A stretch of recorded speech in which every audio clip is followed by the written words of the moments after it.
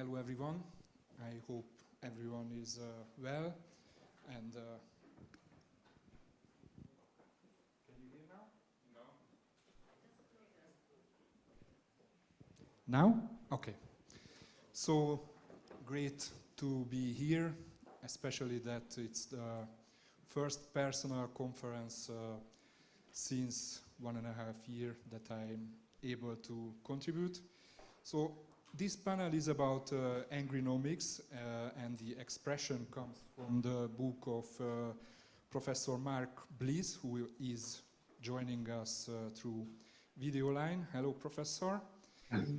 We will talk about this issue which is, concerned about why are so many people angry when we have a relatively sound economy in our Western world, and how politicians are channeling this anger, how does it changing our perspectives for the future. Other panelists are Júlia Király, next to me, professor of IBS Budapest and Corvinus University. She was also deputy governor of the Hungarian Central Bank. Welcome. We have also Martin Sandbu from the Financial Times. He joined us by train through Europe, a very exciting journey. And we have also Martin Wolf, associate editor and chief economic commentator from Financial Times. I hope you are well and you can hear us and see us. So let's start. I would like to start with Professor Mark Blyth. If you could tell us about your book, what is Angrynomics and why does it matter for us? I would be happy to. Thank you for the invitation to be with you. Can you hear me okay? Yes? Excellent. Right, I will begin. Angrynomics is not a book written for my peers, for other professors. It was a book written for someone at an airport who is trying to figure out why the world is so angry when we keep being told that on average we have never been more well off. So we needed a way to discuss these things and to take a lot of academic research and simplify it without simplifying it too much. So we came up with an analogy as a way of thinking about the problem. It doesn't tell you everything, but we hope it tells you something. So we divide the world into macro Angrynomics and micro Angrynomics. What are macro Angrynomics? It begins from the observation that every time there's a serious financial crash, historically this gives rise to right-wing populism. There's a paper by a German economist called Moderator that pointed this out a few years back. And we began to think about how can we explain this? So we decided to do an analogy. And the analogy is that capitalist economies are a bit like computers. They have various bits of hardware. Think of labor markets, product markets, capital markets. They're all configured slightly differently, but they have common features. And they tend to have the same operating systems. In any given historical moment, there's a set of dominant economic ideas about how we should run these economies. Coming out of World War II and the Great Depression, the purpose of the economy in Western Europe in the Cold War was to produce full employment, because that was seen as the one way to guard against the slide back into fascism and authoritarianism, and also to give an alternative model to communism in the day. That model was very successful, and it was based upon keeping capital at home, reducing the role of finance, pushing high productivity gains through firms to pay for high wages, and to have high transfers in the form of a welfare state. But like all computers that run for a long time with the same code, bugs crop up in the software. And the bug in the software in the 70s was inflation. And inflation was a fatal error for the computer, because inflation at a high rate kills profits. And eventually, capital side of this deal falls apart. This is what we saw in the politics of the 1980s and early 1990s, a rewriting of the system software towards what we call neoliberal ideas, but also significant hardware modifications of the computer, particularly globalization, something Martin Sandbu is going to talk about in his remarks, but also in the form of independence for central banks. because the target was no longer the production of high levels of employment. That was assumed to be a byproduct of simply keeping prices under control and letting markets do what they do. This was a tremendously successful reboot, but it also had some bugs in the software. The bugs in the software were primarily wage stagnation, asset price inflation, and financial fragility, because the way that we cushioned the transition from one system to another was basically through the liberalization of banking. And that produced a huge amount of excessive leverage in the banking system, which came crashing down in 2008. The problem in 2008 was there was no system reset. There was no rewriting of the software. Instead, there was a software patch in the form of trillions of dollars, euros, and yen in central bank liquidity. But the underlying pathologies of wage stagnation for many populations, increasing inequality, and also what I'll talk about next and then hand over to the other panelists, is in a sense of increasing precariousness and fragility in people's lives. That's micro Angrynomics. Underneath those macro transformations have been 30 years of transformation of product markets and labor markets. Think about Hungary for a moment and its place in the European supply chain networks of the German export manufacturing complex that extends all the way from Germany, all the way right through Hungary, all the way down to Romania. This has been an absolute boon for these economies. The equity investment in the 2000s that made that possible have given very high real wage increases in countries such as Romania in particular. But at the same time, what did they do? They disciplined German workers. They held down the wages there rather than boost it, as well as boosting them somewhere else. So one person's gain became perceived as another person's loss.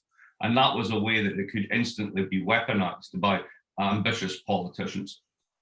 At the same time as these product market changes, we have labor market changes, flexibilization, and a part of the rewriting of the code and the software, which we all agreed upon in the 90s was necessary. Structural reform was another of these. But beneath all that were the challenges that they gave to ordinary people living their lives, particularly when family structures were more fractured, and particularly when personal debt loads were higher.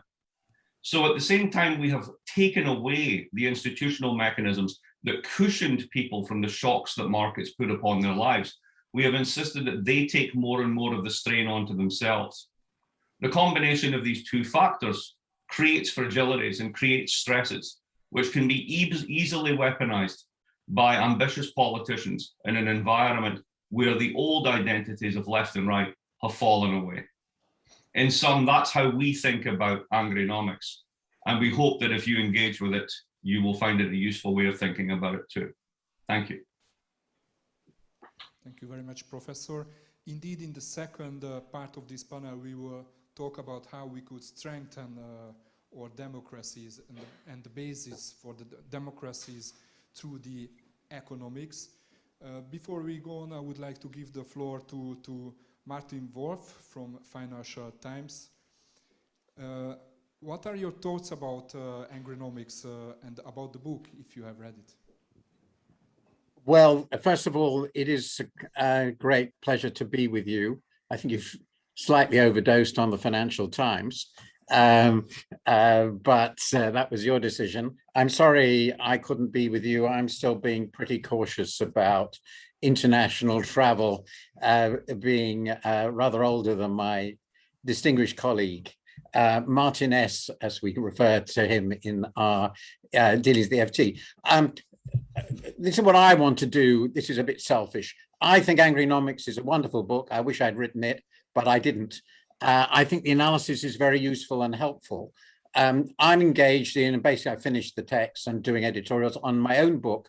And I'd like to just give you some flavor of how I see things, which are complementary, I think, and just happen to respond to my ways of thinking about it. Martin will obviously talk about his book, which is also, I think, very, very valuable. So I'm finishing a book which is called The Crisis of Democratic Capitalism.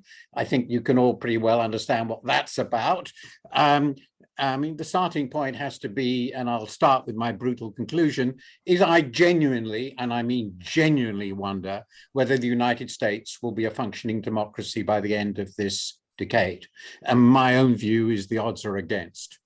So this is a pretty serious situation we're talking about.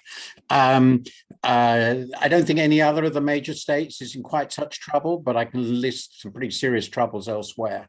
So I went back to thinking about democracy and capitalism. And I came to the conclusion that we should think of these two as complementary opposites.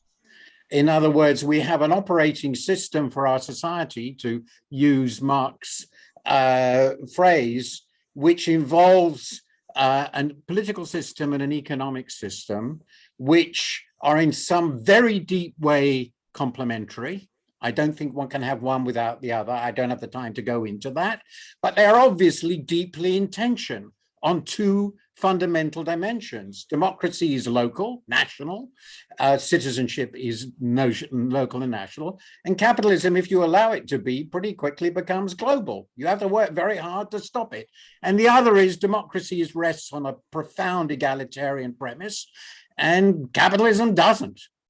Most of the time we can contain these tensions, but basically the tensions, I think, have torn us apart. I won't go into the history of this relationship and how we got here. Mark discussed some of that in his views on the post-war period, with which I agree. There is a real danger if the economy starts going seriously wrong. On the one hand, there becomes the risk in politics of demagogy. And on the other hand, the countervailing risk is plutocracy. And the two together, historically and now, I think threaten autocracy. That's basically, I think, where we are politically and economically. The balance has gone fundamentally wrong. And here I agree with Mark's description in a different language, which is we've had a greedy, excessively greedy and incompetent plutocracy and technocracy, which have delivered an economy which increasingly has served a large proportion, very large proportion of our population badly, though we could have done more to correct that. And that was proven in the most colossal way with the financial crisis. You can't have a better demonstration of greed and incompetence than that. And it, as Mark has pointed out, the literature shows very clearly that financial crises are extremely bad for the survival of democracies. So I think the biggest danger is some sort of Latin American cycle of instability with a hollowing out of the middle class, and that tends to include autocracies. The solution, in my view, is to rebalance the relationship between democracy and capitalism, which will require complementary changes in politics and policy. The key difficulty, in my view, is not identifying sensible reforms, though we can disagree on that, but to imagine how the politics will deliver them, because right now I see no sign anywhere, even in the US under Biden, of a really effective overall program to transform the situation. But what should the Biden administration do, in fact, according to you right now? I think what they have been trying to do is, within their limits, the right things to do. But they have essentially a hung Congress with their own party against them on crucial things. And this means that some absolutely central parts of what they need to do, in particular to deal with the plutocracy, are just not going to happen. It's quite clear they're not going to happen. They are dealing with the macroeconomic situation in the short run in a reasonable way. I think they're actually over-egging the expansionary pudding, but Martin and I disagree on that. That's not a profound difference. But I think the structural reforms that will probably be needed to stabilize and eliminate the enormous anger and insecurity in so much of the society, which is emerging as racism and authoritarianism, I just don't think they will be able to do it, not because they don't want to, not because they don't understand the problem, but the politics won't allow them to do so. Martin Sandbu, was anger and Angrynomics a reason behind Brexit? Yes, it was. I like the term Angrynomics very much, and I'll just start with a short anecdote. A couple of years ago, when I was writing what became my book, The Economics of Belonging, I sent a couple of draft chapters to Mark because I respect his judgment, and he very kindly read them and then wrote back and said, "We're writing the same book." That's not true. His is a better read, and I think it sold better too. But the point is, I agree with where Mark is coming from in most of his analysis. What I want to focus on, and this links, I will get to your Brexit question. I want to focus on a particular aspect of this question of how economics determines political anger and therefore the polarization, the polarized and often toxic politics we've experienced in recent years. So Mark and I think Martin, agree that economics to a large extent has driven the politics. There are many people who agree with that, who are good, committed liberal Democrats, who think that it has to do with globalization, and some of the fellow panelists may also think that. I think it's important, and this is something I try to do in my book, to distinguish between economics is the driving cause and economic globalization is what caused the sorry state of our politics. I think that's a mistake, and I think it's a dangerous mistake, because if I'm right that it's an incorrect analysis, it leads you to the wrong economic policy conclusions, namely, try to wind back globalization. Globalization has gone too far, and the wrong political conclusions. So I would just like to spend a minute or two on why I think it's wrong to scapegoat economic globalization. Because then I need to say what has really gone wrong in the economy. And I mean, to sort of give away the conclusion right away, I think it's largely a story of technological change, technological development, and in fact productivity growth. If you look at Western economies, now I'm going to do my little potted history of the post-war 7 and a half decades. They divide into two. You have one half, what the French call les 30 glorieuses, of high growth, high productivity growth, but importantly, economic convergence, falling inequality of incomes, falling inequality of wealth, falling inequality between regions within countries, very important. And then around 1980, pretty much everywhere, that convergence either stagnates or goes into reverse. Globalization sort of took off in earnest about a decade after that. What did happen at the time was that you also saw the peak and fall in factory employment in pretty much every Western country. Give or take 5 years, around 1980 was when it peaked. I think that is largely an effect of how economic technologies develop. At some point, you get so productive, you no longer need more hands in factories, and so you have fewer people in factories. You will often see not just populist politicians, many politicians blame this on globalization. I'll refer you to my book for the deep argument. But I don't think that's right. Economic studies show that you can't really explain most of the fall in factory jobs by globalization. And there's a theoretical reason to suspect that that's wrong. Because if you think about globalization, offshoring jobs to low-wage countries, that's a substitute for increasing productivity at home through automation, new machines, and so on.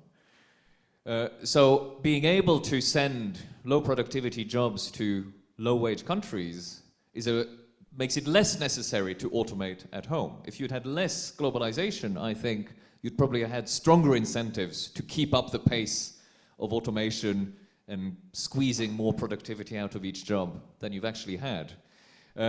So I think that the economic structural changes we've had in rich countries would have looked pretty much the same even with less globalization. So winding back globalization wouldn't bring the jobs back, and it would probably reduce your economic ability to do things at home that would make things better. What are the sort of things you can do at home to make things better? Well, they are things like making change, the structural changes that will happen, safer for more of the population. That means not allowing a precarious low-wage sector to develop. Mark mentioned this, the precariat is the fashionable word. It's very interesting that both the Anglo-American model of the labor market, very unregulated, and the Southern European French model of the labor market, very highly regulated, both managed to create a precariat in the last 30, 40 years, with a large minority of people being in very insecure and low-paid jobs. So both of them kind of got it wrong, and then Germany managed to move from one flawed system to the other flawed system in the early 2000s. But I think that the big change we need to effectuate, and which we can do domestically, is to shift more of the economy into higher productivity, better paid jobs. And we can have a conversation about how that is done. It's not done by closing borders and reducing globalization. Finally, on Brexit. I think you see that there's a sort of very simple common sense narrative of showing that a lot of the Brexit vote was driven precisely by the people who have been the one losing out from these technological changes and the loss of factory jobs. Factory jobs were good in terms of geographic distribution. The sort of small, medium-sized town is the optimal scale for a factory. You can have a factory economy all over the territory. The changes since then have favored the big cities. And there are studies too that show that differential economic hardship in different parts of Britain led to differential support for first the UKIP party and then for Brexit in the referendum. So I think it's a perfect illustration of this thesis. But the point is that the economic changes that caused real hardship were hijacked in an anti-globalization narrative. It is clear that despite the rhetoric about global Britain, Brexit is deglobalizing. It's about throwing up borders. That's the promise, and that's to some extent the reality. So the conclusion, I think, from the Brexit debate is that those who are committed to liberal and democratic institutions at home and liberal democratic openness across countries have to try to create a narrative that explains why globalization is not in contradiction with a broader, what I call an economy of belonging at home, one that can create broader prosperity for all. So that's the task, I think, for those who believe in the liberal idea. Júlia, Király, can you give us a couple of examples from this region, Central and Eastern Europe, about how politicians are not really shy using these social tensions when they are willing to get political benefits? Good afternoon, and thanks for the invitation, and thanks for the audience to follow us. So yeah, I think that my role in this panel to prove that Eastern Europe and especially Hungary is different and you cannot understand it, and of course you will prove that you totally, perfectly understand it. So the book written by Mark was suggested to me by my students, and it was really fascinating. The second time, it was, as you said, an airport book for me, because yesterday I reread it on the Brussels airport. Excellent for the second time to reread. And before I answer your question, Sándor, I would like to start with a special event today.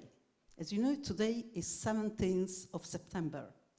I think many of my panelists, co-panelists, all of them, they know why this day is so famous, because 10 years ago, the Occupy the Wall Street started. There was a fantastic survey in the Today Financial Times, by the way, about the Occupy the Wall Street. It's mentioned in the book of Mark. But I think that those who are sitting in this room or listening us and are Hungarian, they know that 15 years ago, it was a special day for us in Hungary. 2006, 17th of September, was the famous publication of the famous so-called Öszöd speech or lie speech of Mr. Gyurcsány. That's how you should pronounce this crazy name. Occupy the Wall Street was an answer on the global financial crisis. The demonstrations, let's say, Occupy the Kossuth Square. There is our parliament, okay? So Occupy the Kossuth Square in Hungary was before the global financial crisis.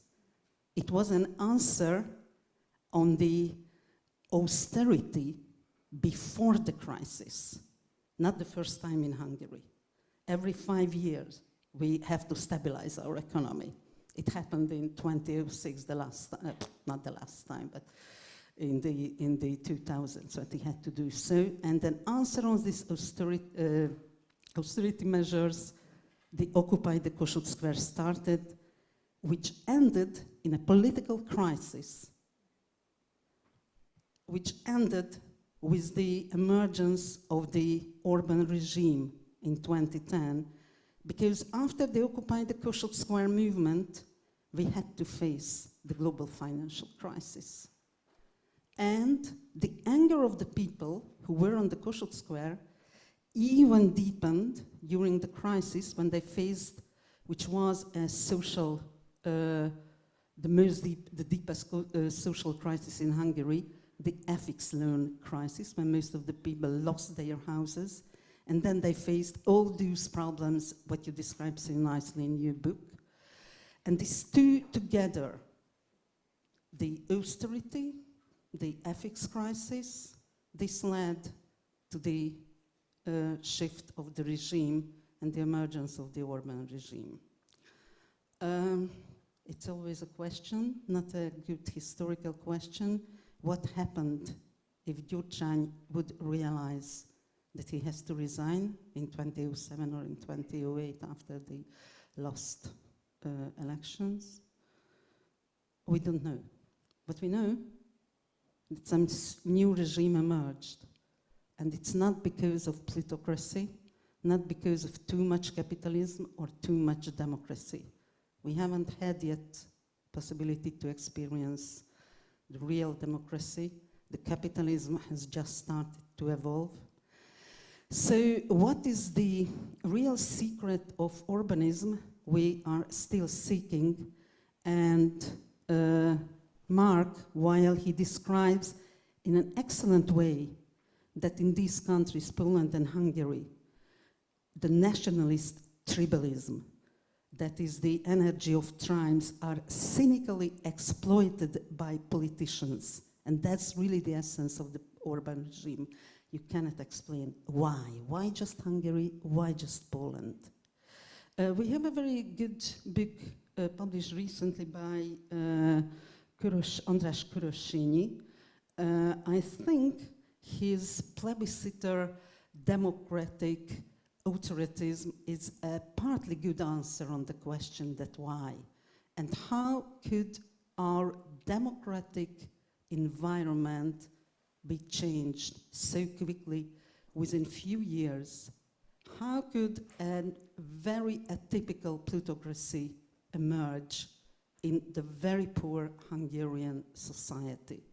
I think these are the questions which are not tackled in the book of Mark. So when you mention Eastern Europe, is only very on the margin. So you understand that, okay, this part of the world hates the migrants. Yeah, we stop all the migrants on our borders, so none of them would like to come here, but we stop them. You perfectly understand how this national tribalism is exploited by the governments. But I think the economic background you somehow misexplain. And here I fully agree with Martin. So these small open economies cannot stop globalization.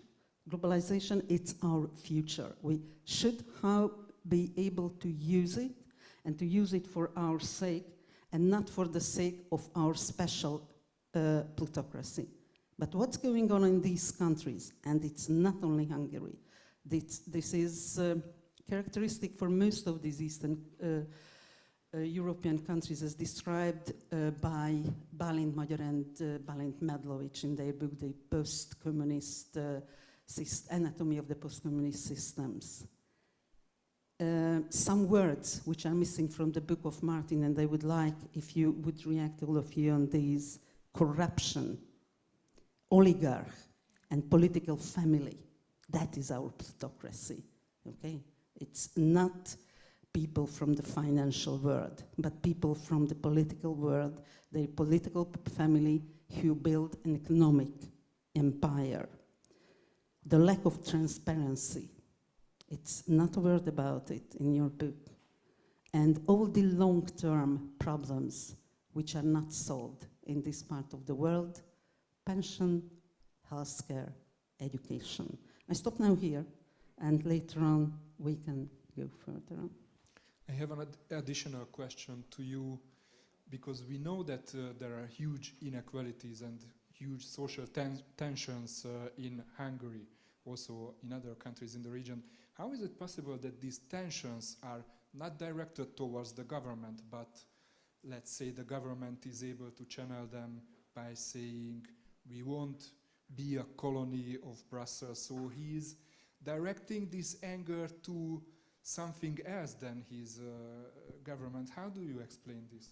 Yesterday I was in Brussels and I stopped it, okay? So if the government people are listening to me, yesterday I stopped Brussels. They will never more come here and try to colonize us. We resist. So I think the one special feature of this economies, it's explained by Martin W. and Mark as well. I follow you on the FT. So the past 10 years, do not forget that in this part of the world was not the recession, just the opposite.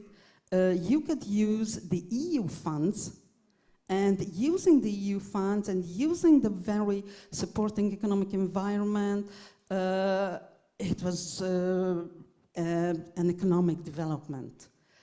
Within this economic development, a significant wage increase, as mentioned by both of you. And this wage increase explains that why the measured inequality did not increase. We have just edited a book, Emerging Eastern European Countries After the Pandemic, and inside it we have a study by Tóth István György, who describes that in spite of our feelings, the measured inequality did not increase in this part of the world. Of course, the unmeasured part, it's terrible, which you can see in the wealth.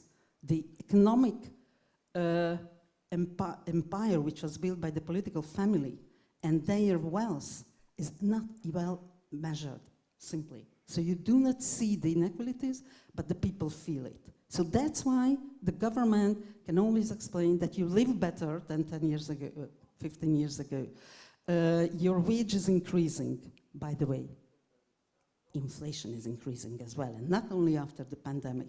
So in this part of the world, the very, very rapid wage increase increased the inflationary pressure, both not only in Hungary, in Romania, in Czech Republic, even in Slovakia. So in all the that was a similar characteristic of all the Eastern European countries. We cannot avoid, I think, a stable and increasing inflation. And sooner or later, people will become again angry because of economic point of view as well. By the way, if you are interested in why we are angry now, let's go and listen to one of these preliminary elections where these new-made politicians really start that I am angry because of the bad healthcare, because of the education, because the loss of the long-term prospects. So we lost our long-term prospects. And the economic empire built by the political family will be collapsed, as all this kind of empire collapse, as we learned it from Acemoglu and Robinson.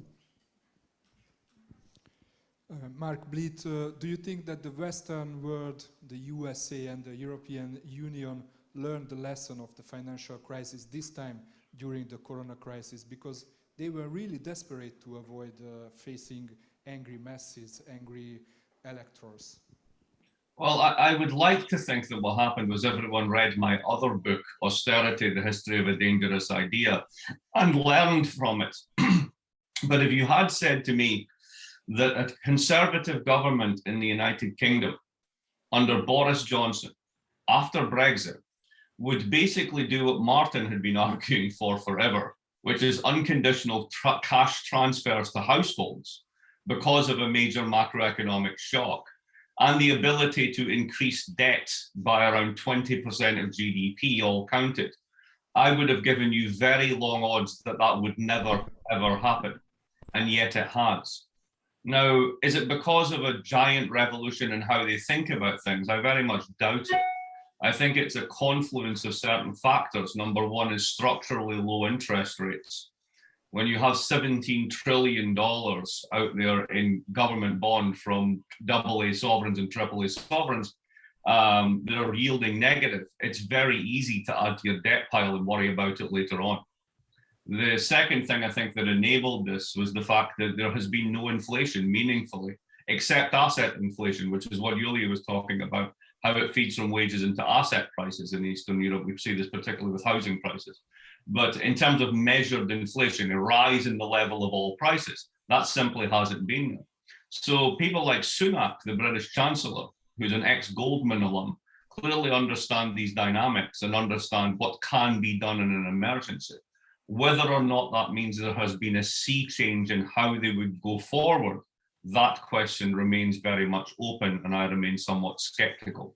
So I don't think there has been a huge revolution. I think there has been an editing of the orthodoxy for the current emergency. But that may change. It depends on how long we live in the emergency. I had something to that.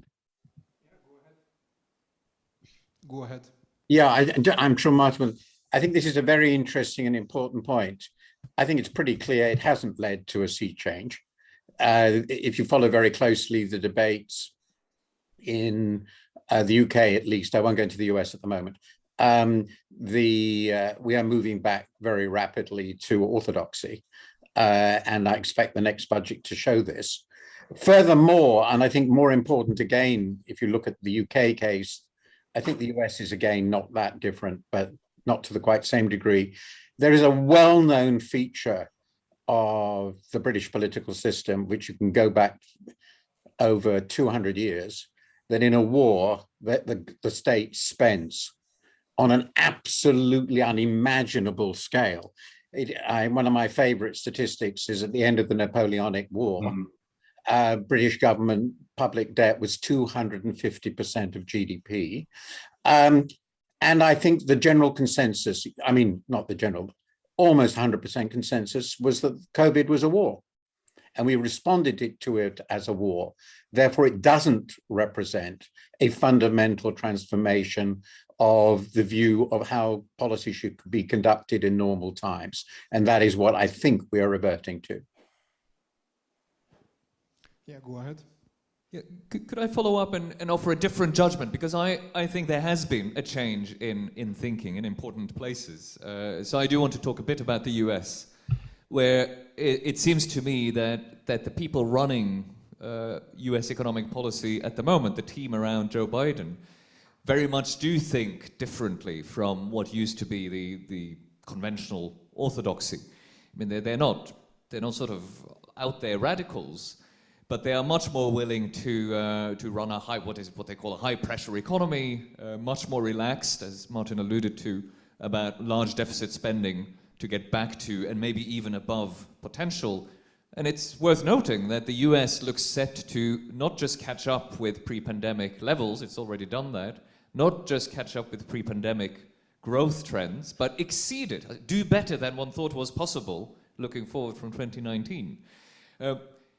And this is sort of, you know, at least it's making thinking people sort of sit up and say, were we wrong about this all along? I think in Europe too, there's been some change in thinking. There it's maybe a little bit less kind of intellectually driven by the people who've been pulled into power, like in the White House, and more just realizing how badly wrong we got it last time with the post-2009-2010 policies. And clearly not wanting to make the same mistake again, even saying it that way.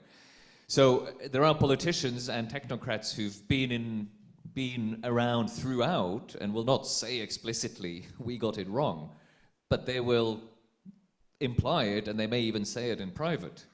And again, you see that the response this time has been much better, where the EU and the Eurozone are set to almost catch up, even with the pre-pandemic trend, something that never happened after the global financial crisis. Just last point on this, because we want to talk about the politics. In the UK, I agree with Martin and Mark that it's probably less likely that you get a shift in thinking. But what you do have is a prime minister who has a supreme talent for winning elections, and who clearly sees that these are the sorts of policies that win elections. So I think we'll want to talk a bit about, can a different economic policy program be electorally possible? I think what we're seeing in the UK is, you know, the answer may very possibly be yes. Sorry. Just one remark. So what you are speaking about, and it's really a very important debate and very hot debate, that whether the actual increasing debt in the Eurozone, in UK, in US would support the growth, or would induce the inflation. And I think it's really an important debate and will not end in the coming few months. But do not forget, and that's what I can advise to those who are the proponents of the modern monetary theory, which actually is quite fashionable here and there, and they rely on their saying that no matter how much the government spends, it's anyhow can stop the inflation when it comes. So all these three countries, let's take now the Eurozone as a country, they have reserve currency.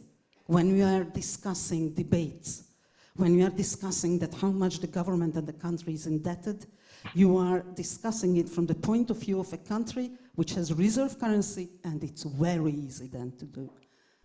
These countries, emerging Little Eastern European countries, especially those who are not member of the Eurozone, I think it's much more important to understand why to be indebted in foreign exchange is an original sin. Yesterday, Hungary issued the highest volume of government bond on the US market. Okay, it's now really necessary because we are after the pandemic, and I agree with Martin, it's like a war. The Hungarian indebtedness is increasing again, but I am very much afraid that it's a first step again on a bad road. I would like to stop at this question and ask Martin, because last year when the European Union decided about the so-called recovery funds and the 7 years budget, you know, the markets were really in a bad mood, and this step was needed. But do you think this money will eventually ease tensions of the everyday people in the next 7 years, or it will just go to the big industries as we imagine?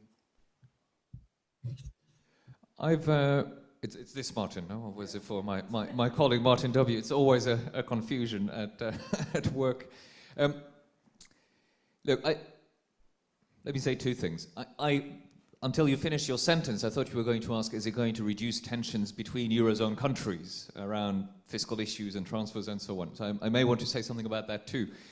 Will it benefit people on the ground? I think it's too soon to say, but I note that the reception of the various recovery plans has been surprisingly positive almost everywhere.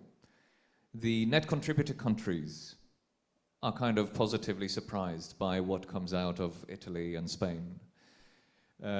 Financial markets and bank analysts like what they see.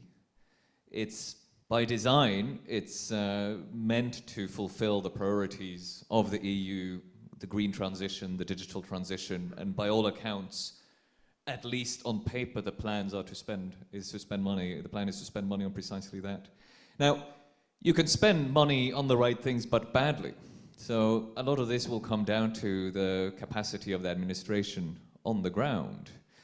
But I think the money is being spent in the context of a sort of politics, fiscal politics, that I think is much more alert to the need to make people feel the benefit.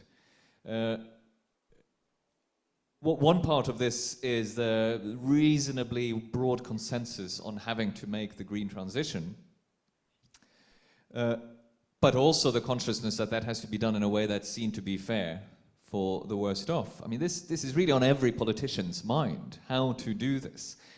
So I would be optimistic. I think it's too soon to say, because we just have to see how this money ends up being spent. But I would say the signs are good.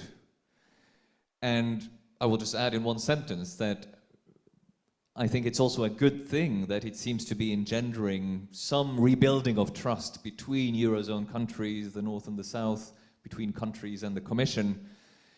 If this goes well, and we'll find out quite soon if it goes well, because countries have milestones to fulfill by the end of the year, by the end of next quarter, not Hungary, which hasn't had its plan approved yet, which is why they had to borrow, what is it, 4 billion euros in foreign currency? $4 billion.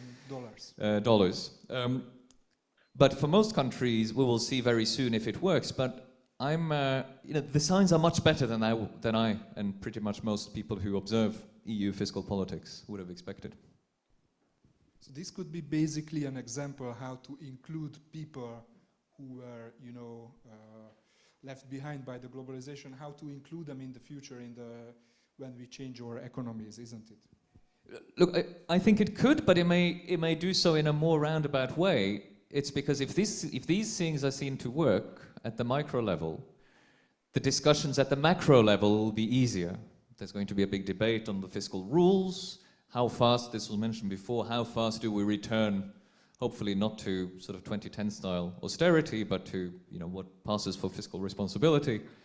In fact, fiscal responsibility now is to spend quite a lot. But the macro level, if the micro level works well, both economically and politically, at the macro level you may get policies that benefit the people on the margins more. Because in the end, it's very often the macro stance that determines whether whatever growth you have trickles through, feeds through to the people on the margin of the labor market, people in the lower paid jobs. They're always the last to benefit in a boom and the first to be hurt in a bust. So these macro cycles actually have very differential distributive effects. So I think it would be in that kind of roundabout micro to macro way, if that happens. Martin Wolf, if you could give just a couple of advices to decision makers, how to broaden, the economic basis, how to include people so that democracy survives, what would be that? Is that to me? Yes, it's to you. Sorry, I didn't hear the earlier discussion. Can I just I broadly agree with Martin on the EU program. This is important. I think it went broadly in the right direction. It's an ambitious program from the EU's point of view. But in relation to your question, and perhaps it leads to the next, it is very important to note that against the Eurozone economy as a whole over quite a number of years, it's not that large. And some of the economies they're trying to help are deeply depressed, like Italy's, in my view. So I think they're going to have to do more. And this gets into what is a really big issue, which is how much fiscal solidarity the Eurozone will be willing to show in the long run. And that is related, of course, as Martin said, to the fiscal rules that they have introduced. And I read that in the German debate, there is active discussion, obviously we don't know who's going to be elected, of reimposing the Stability and Growth Pact, or is it now called I think it's now the Growth and Stability Pact. It's gone through both. So I think there are very big questions about the future. That's one. Two, on the broader point, I'm pretty passionately opposed to MMT, which was mentioned, but I think broadly speaking, macroeconomic policy has to be expansionary. I'm probably not as enthusiastic about it as Martin, but I think it's one of the things we learnt after 2008. I think by and large policymakers have understood this to a degree, and we have to continue with that. We have to take the risks of fiscal and monetary expansion. I'm not completely convinced that the Americans have got this right, but broadly speaking, I'm in favor of that. I think we agree on the need to to start re-regulating labor markets in an intelligent way. I think that's really quite important. And an important part of that, and I don't know how to do this, but it seems to me incredibly important, is to reinvigorate labor's role in the economy. Labor workers' representatives in company boards is something I've become increasingly interested in. We can't have such an extraordinary imbalance of power as we've now created. So I think that's really important. And the final thing, there are lots of things that Martin believes in, I don't, but there's one thing which I have probably to surprise come round to, is that we are going to have to tackle extreme wealth directly. Now, I've tended to think this should go through swinging inheritance and gifts taxes. He favors a net wealth tax. We can discuss that in detail, but I don't think we can live with the scale of inequality that we've seen. And the very last thing, which is overlap between politics and economics, is, and where it worries me most, is the role of money in politics. We can't run a democracy and that was part of the Brexit campaign, for God's sake. We cannot run a democracy in which a relatively small number of rich people own the political system. They bought the Supreme Court. So there are a few suggestions which I think are really important, some of which are radical, which we should be thinking about. Júlia, you want to add something?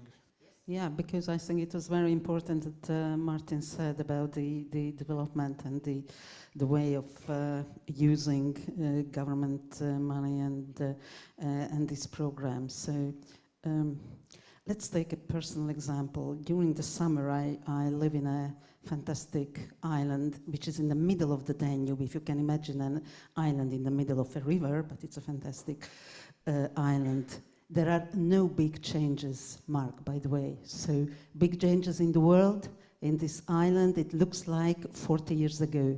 Bumpy roads, no plaster, nothing. But 2 years ago, in the middle of this big nothing, a fantastic new building was built. It was called Hungarian, Slovakian Remote Training Center. It had nothing to do with Slovakia, nothing to do with remote, with training, but huge. The whole conference can be held there. Since then, it's empty. It stands in the middle of the big nothing. It was built from EU funds, of course. Okay? So that's the most important, that the structure of the government money and your taxpayers' money, it's not the same what and how it spends for. So what we need is democracy, checks and balances, control, stop the corruption, and then the inequality of wealth will not increase, especially in this part of the world. Because what's happened in the past 10 years, then European funds, the taxpayers' money of your countries, went straight to these big funds, not state funds. Sometimes they are called state wealth funds, but they are very, very private. And that's how these kind of buildings and this kind of investments happened here. We have approximately 10 minutes left from the discussion, so I would like to turn to the audience. If you have any questions, yes, I see already one hand. Okay, I'm Dirk Hollemans from the Green European Foundation. First of all, thank you very much. I think it is one of the most relevant debates during this Congress. But returning to the introduction, we were talking about the computer and software and system faults in the software. I'm really almost shocked that we are not having included in the debate the climate collapse, the collapse of biodiversity. I heard it's good news. Economic growth is going better than we thought had. Until today, economic growth goes ahead with an increase in energy consumption, goes with increase in resource and material consumption. So I would really say I really like a lot of proposals, but please, if we have a Congress on sustainable democracy, Let's also include in our analysis of the system faults in our software the way our biosphere, this teeny layer where we're living with all the other living creatures, we are destroying it. So please, if you discuss, well, it's good news, we have again economic growth as before, is it sure that it's good news? That's my question. Very important questions indeed, and especially the transition of our economies will produce some social tensions as well. I see Martin already has the microphone. You want to react? Yeah, I think it's a very pertinent question, and I don't talk almost not at all about climate in my book. And when people ask why, my answer is in part, even if we didn't have a climate crisis, we would still have all these problems to do with economic development leading to toxic politics. That doesn't. I'm not saying in any way that the climate change isn't existential, but we already had this problem. Now we have two problems, and they relate to each other in interesting ways. But we need to be able to, while we keep in our thoughts that there's also a climate crisis, we do need to devote enough attention to the politico-economic democratic crisis as well. So I just want to sort of say there is room for having this discussion. Without that meaning we are dismissing the climate challenge. Now, as you just hinted at, the climate challenge in some sense makes things harder.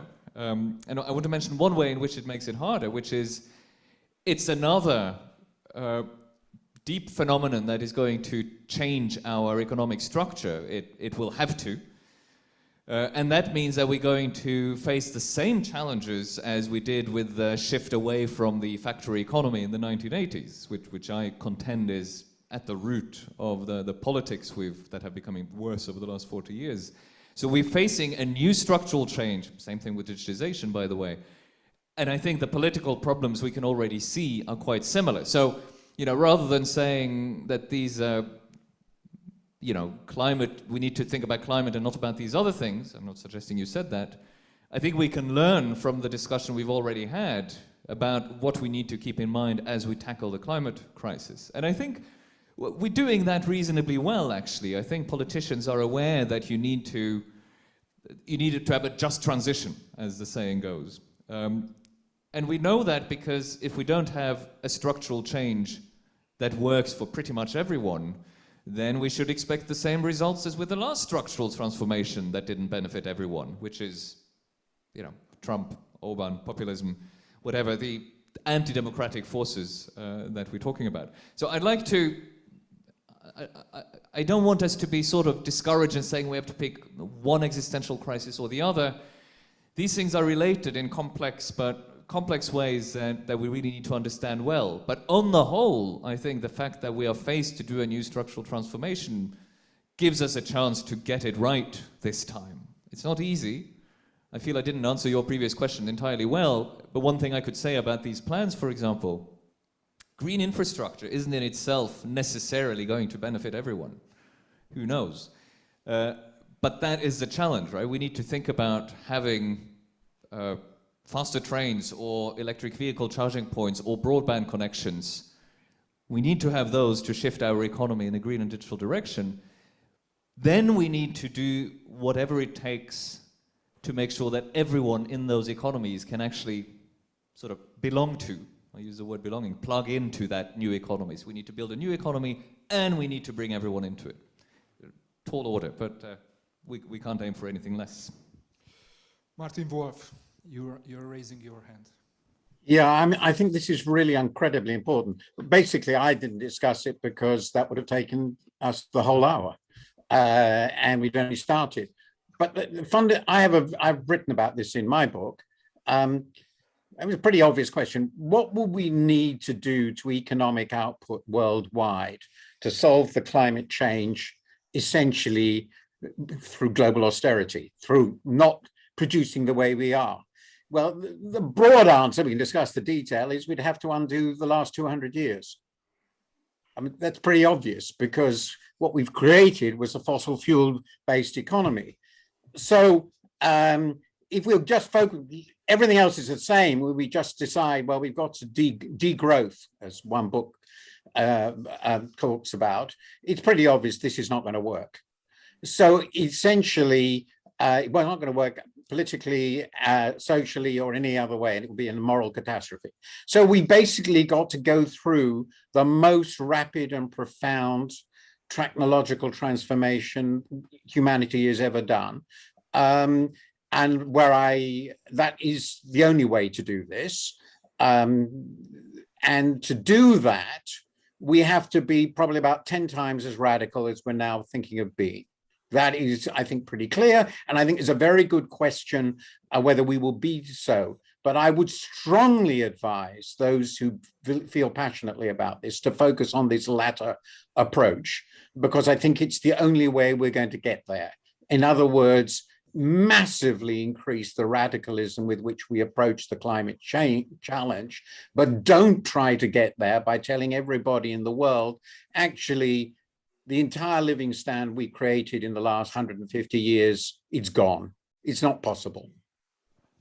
Our time is unfortunately over, so I would give the floor for 1 minute to Professor Mark Blyth, because he's raising his hand since 5 minutes, and I think something important. Okay, then I shall maximize my minute. I just want to talk about the tactics of politics, reflecting on what everyone has said. Why is it that populists win? Because they deny the climate crisis. Because you don't have to think about the hard stuff. Because it's really easy. You just have to somehow recover a golden past, which includes people who look like us, act like us, and think like us, and exclude everyone else. The problem with progressive politics is, to use Martin Sandbu's language, it's about the just transition. It's about the marginal worker. It's about those who are on the margins, who are the ones that benefit least and get hurt the most. For populist politicians, this is a non-problem. They don't care about the just transition or the transition. And they care about the median worker. They care about the person right in the middle, that if they can capture them, they can stay in power for a very long time.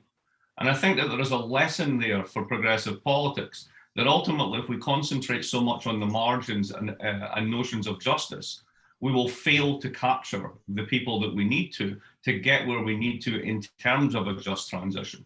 And that is the dilemma electorally, I think, that many parties face in Europe. And I will stop there, because that was a minute.